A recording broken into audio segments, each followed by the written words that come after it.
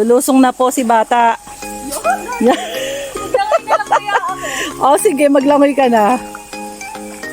Tatanggalin nila yung mga lumot. Kasi ilalagay na yung mga isda. Ay, maganda nga itong lang na. Ayan, ang palaisdaan namin. Tuwan-tuwa po si bata. Jagi-jagin pa. At mamaya may linta ka na dyan sa hita mo.